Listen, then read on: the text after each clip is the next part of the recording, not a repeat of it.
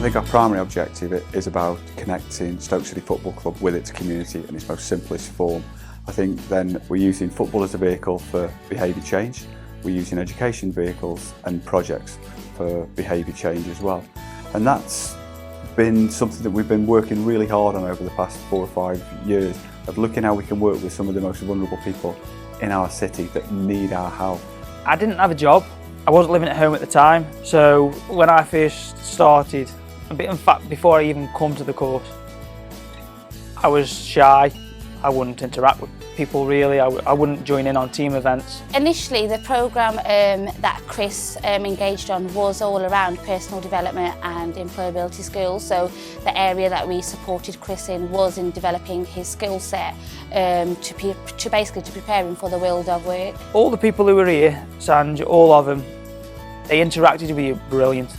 If you were struggling, they picked up on it straight away. You didn't even have to ask for help, they knew you were struggling, like you needed help. Chris has, well, he'll admittedly say, faced certain challenges in his life, in his personal life, but he's clearly demonstrated his capacity to problem solve as well as continue, and you know, resilience is key with every young person really. I had a little bit of a downtown and I had a serious car accident which sent my head off a little bit.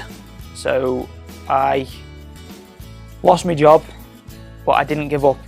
I remembered what these said, I remembered what to do, and I just pushed on to get another job. I found another job, I stayed with it for a few months until I found something that I wanted to go and do, a career. You know, obviously as he completed the programme, you could see the changes in him, and you know, he'd developed his confidence, was communicating with others, and ultimately he engaged with the sessions which helped him to kind of progress further within his future really. I'm a lot happier. I've had my ups and downs since I left the course, which everyone does, and now, like I say, I'm fully qualified and I enjoy my job. I get up in the morning wanting to go to work. I enjoy work. I enjoy coming home because I've got my partner and my little girl to come home to, but I can say hands down I enjoy my job and I'm happy about it.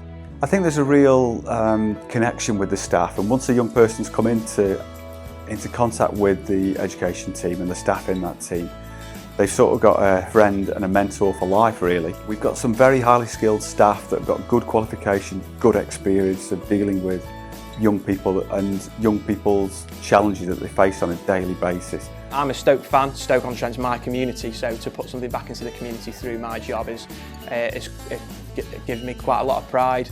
In particular when I see people around the city and they say hello to me and things like that, and some of the work that we've done in improving some of those young people and the feedback you get from schools gives you a lot of pride as well. It's rewarding, you know, it's just a nice feeling really that you've seen somebody progress, or whether it's at the start of the programme and then you follow them through that journey towards the end of the programme.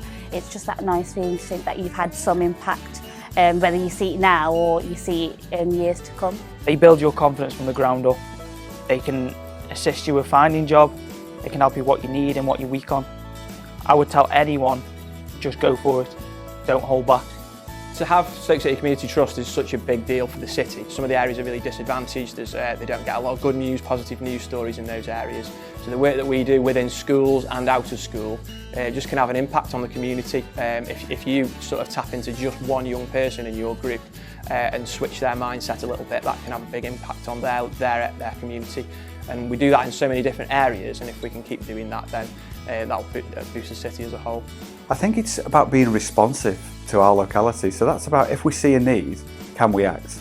And I look at some of the people that we've got on our team, and they're close to what's happening in the local area and the schools and in the community, and they'll spot a need and then we'll act. And I truly believe that the next 30 years we will continue to grow and grow.